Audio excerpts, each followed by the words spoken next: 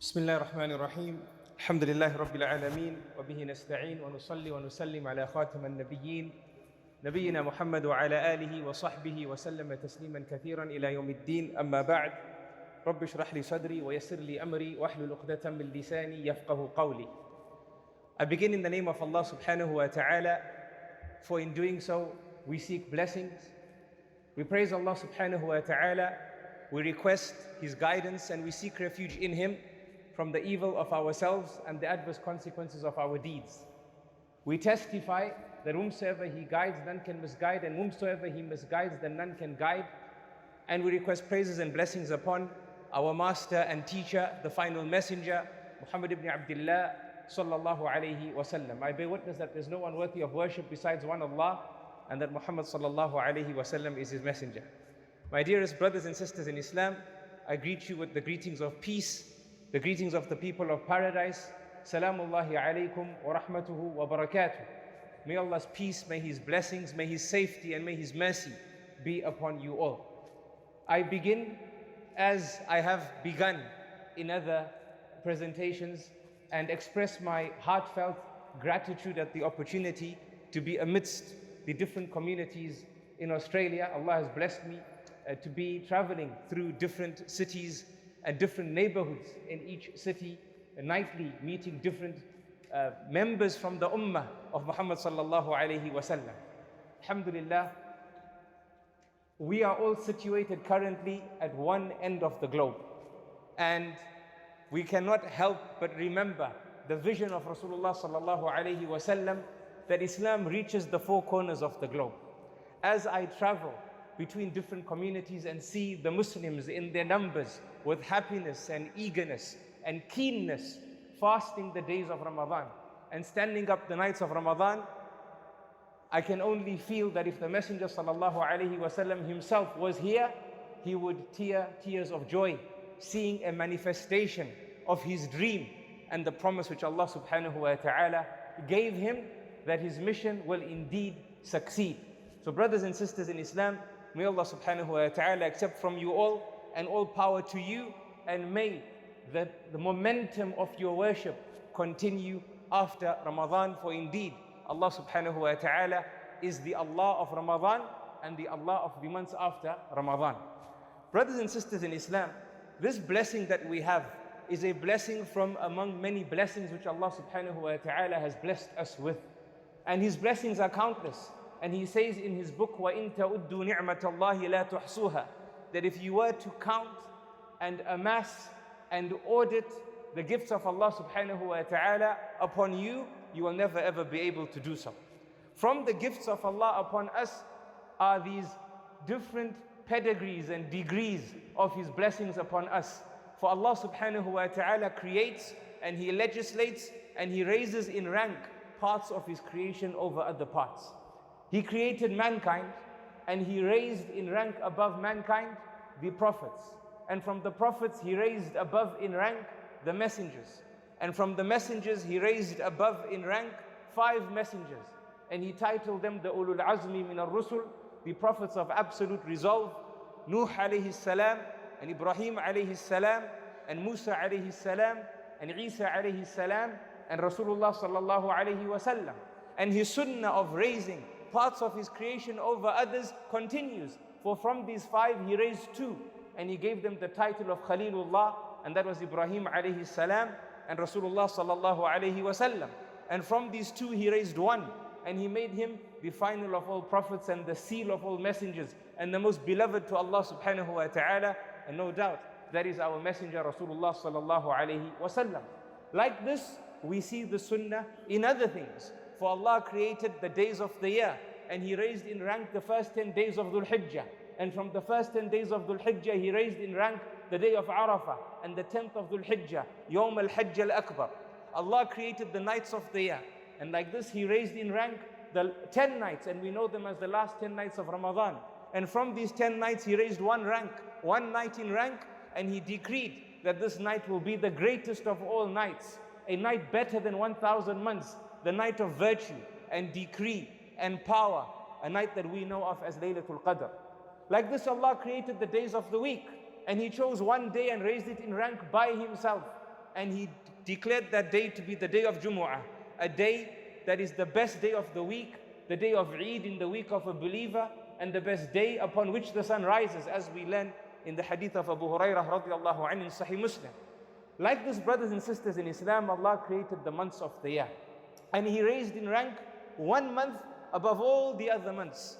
And it is a month in which Rasulullah sallallahu alaihi wasallam describes it as being the best of all months. Sayyidu shuhur shahr Ramadan. The best of all months is the month of Ramadan. A month that Allah has blessed us to witness. A month in which Rasulullah sallallahu alaihi wasallam said that a believer in his competition with another believer, if they are par on all other things, and one passes away as a martyr, and the other goes on to witness another Ramadan, that person who witnessed an extra Ramadan will achieve a station in paradise far greater than even the martyr, subhanallah, as we learn in the hadith of Abu Talha. This month, brothers and sisters in Islam, is from the gifts of Allah that knocks our doors and visits our homes yearly. And it is not like a celebrity sheikh, celebrity guest, that famous imam that we all love to meet and we wish comes to our house, but he doesn't come to our house, he goes to somebody else's house, and because he's in our neighborhood, so close but so far, it makes us feel a bit of sadness. Ramadan isn't like that.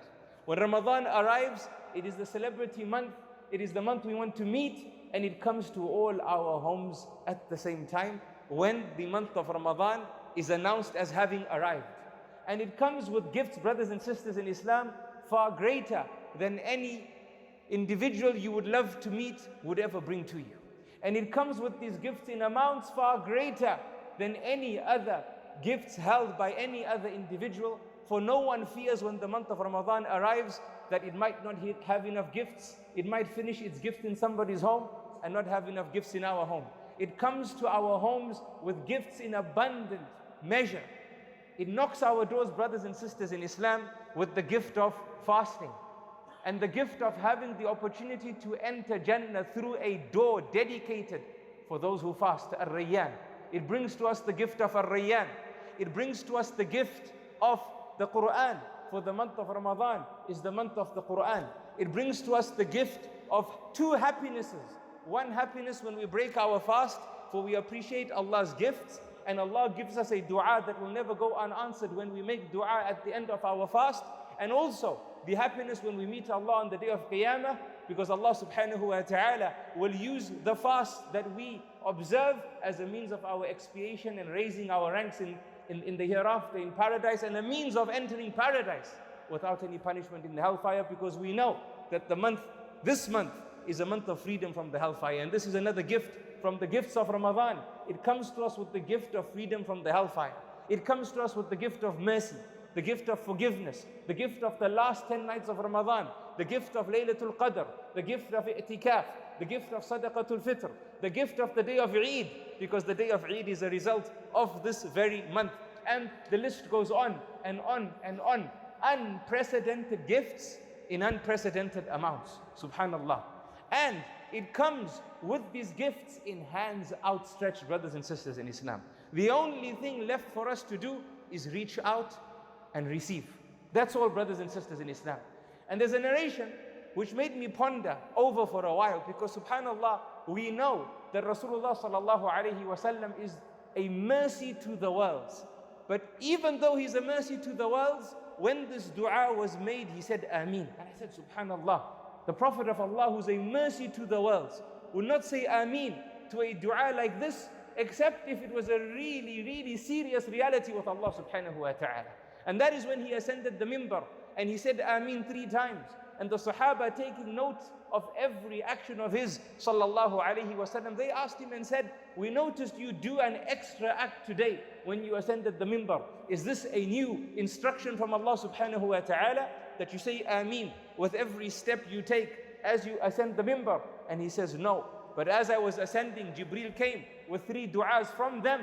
May Allah's curse be upon the one who witnesses the month of Ramadan and Ramadan leaves them without them being forgiven. So I said Ameen. La ilaha illallah. The mercy to the world said Ameen to this dua. Why, brothers and sisters in Islam?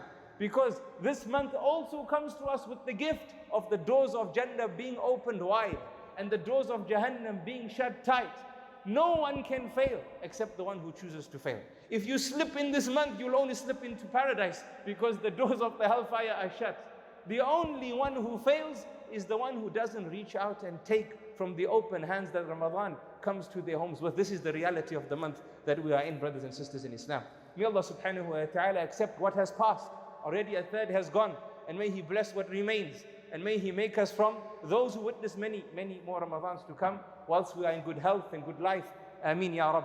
Brothers and sisters in Islam, to bring some completion to this introduction, and I only have a few minutes to share with you a reminder as we continue with one of the greatest acts of worship of this month, and that is the night prayer. I leave with you a few words of advice on how to protect your Ramadan. We must do everything to protect our Ramadan, brothers and sisters in Islam. As we would when we receive a guest whom we love, we do everything to make sure that that guest only leaves our home happy. That guest only leaves our home appeased. That guest leaves our home looking forward to come back to our home next year.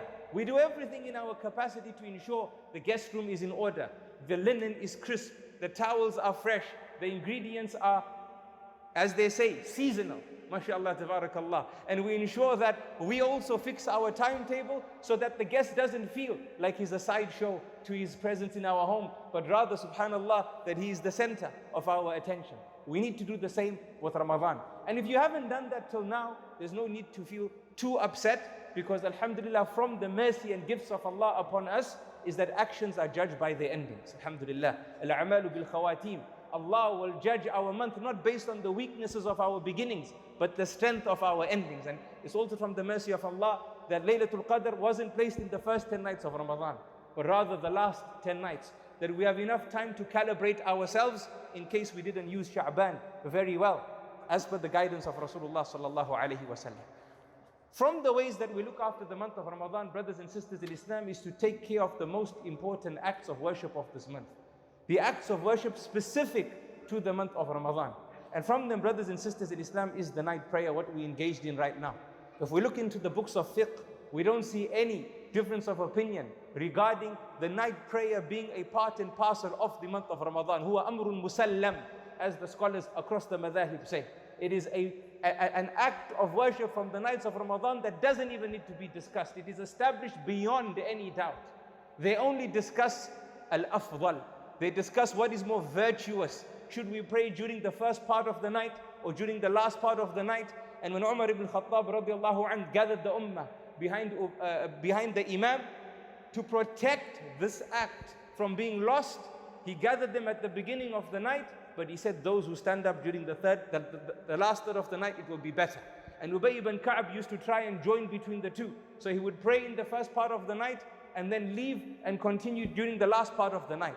So be sure, brothers and sisters in Islam, to look after the night prayer. Not as a aada and a habit, as something that we did when we were growing up with our parents, but as an ibadah, that we do it truly, worshipping Allah subhanahu wa ta'ala. And by doing this, brothers and sisters in Islam, you get forgiven. And the scholars say you get forgiven twice, because the Prophet sallallahu alaihi wasallam said, "Man qama Ramadana imanan wa ihtisaban, ghufira lahu ma taqaddama min dhanbi." Whoever stands the month of Ramadan with iman and having good hope in Allah's rewards, Allah will forgive his or her sins. وَمَنْ قَامَ لَيْلَةَ الْقَدْرِ إِيمَانًا وَاحْتِسَابًا غُفِرَ لَهُ مَا تَقَدَّمَ مِنْ ذَنْبِهِ. That whoever catches the night of Al-Qadr, Laylatul Qadr, and stands it, believing in Allah and having good hope in Allah's rewards, that Allah will give him or her, their sins will also be forgiven. Subhanallah. So in doing this act, not only do we achieve the chance to be forgiven once, but also twice. So look after the night prayer, brothers and sisters in Islam, in your effort to look after your guest Ramadan. From the acts, brothers and sisters in Islam, is to look after the fast. This is from the acts of Ramadan. To do everything in your capacity to look after your fast. And one of the best ways to look after your fast is luzum al-masajid, as the pious before us used to do. They used to take every opportunity in Ramadan to be in the masjid, worshipping Allah subhanahu wa ta'ala in the masjid, even though they could have worshipped in other places. Why? Because the masjid was the safest place for their fast. It had the least distractions. It had the least conversations that might take their speech away from what is ideal, especially when a person is fasting. So look after your fast at every cost, and ensure that you are not just fasting with your bodies, but with your mind, with your heart, with your soul, with yourself. Everything should fast. When your body wakes up for suhoor, your heart and soul should wake up for suhoor as well. As your body fasts, your heart and soul should fast as well. As you feel hungry and tired and thirsty, everything of you should feel the same. It shouldn't be that you are just hungry and thirsty, but your speech isn't fasting. Your actions aren't fasting. Your habits, your morals, your manners, your etiquettes haven't fasted. This goes against the objectives of Ramadan. And as the Prophet ﷺ said, whoever doesn't leave false speech and its equivalence, then Allah is not in need of you leaving your food and your drink. May Allah subhanahu wa ta'ala help us with our fast. This is how we look after our guest Ramadan, by looking after the fast. Number 3, brothers and sisters in Islam, stick to the Qur'an and look into the Qur'an as much as you can. The pious before us used to keep their eyes peeled to the Qur'an, especially in Ramadan, because it is the month of Al-Qur'an, شهر رمضان الذي أنزل فيه القرآن.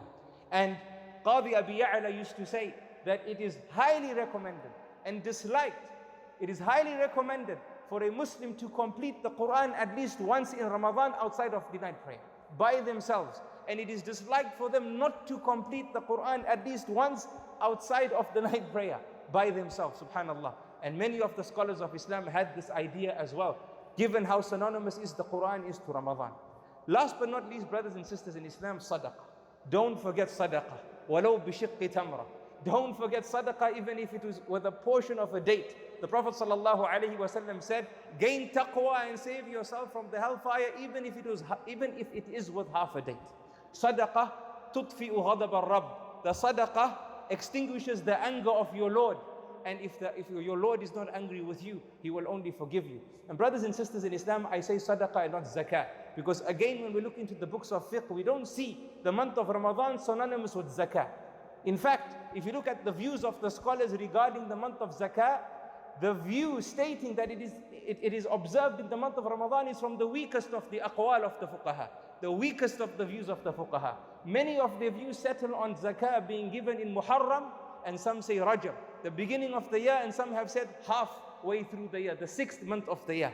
Why? Because the pious used to remove their obligations with regards to zakah before Ramadan, so they could focus in Ramadan on sadaqah.